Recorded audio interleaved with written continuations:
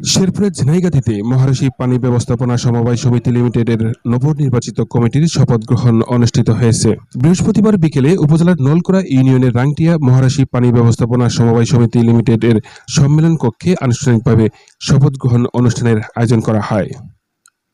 প্রথম অধিবেশনে অতিথিদের আসন গ্রহণ ও পবিত্র কোরআন তেলাওয়াত শেষে অন্তর্বর্তীকালীন সভাপতি মোহাম্মদ ফজলুল করিমের সভাপতিত্বে এবং সহসভাপতি মোহাম্মদ শফিকুল ইসলামের সঞ্চালনায় এতে স্বাগতিক বক্তব্য রাখেন প্রতিষ্ঠাকালীন সভাপতি আলহাজ শামসুদ্দিন।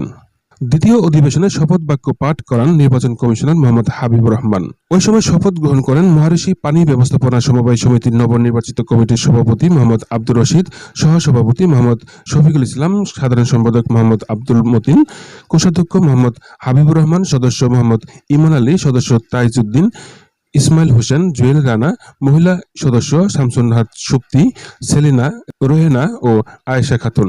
ওই সময় আরো উপস্থিত ছিলেন উপসহকারী প্রকৌশলী হাসানুর রহমান হাসান, ইউপি সদস্য মোহাম্মদ গোলাম কিবরিয়া, বাংলাদেশ জাতীয়তাবাদী স্বেচ্ছাসেবক দল নলকুড়া ইউনিয়ন শাখার যুগ্ম আহ্বায়ক মোহাম্মদ সাকলাইন মুস্তাক সহ এলাকার গণ্যমান্য ব্যক্তিবর্গ।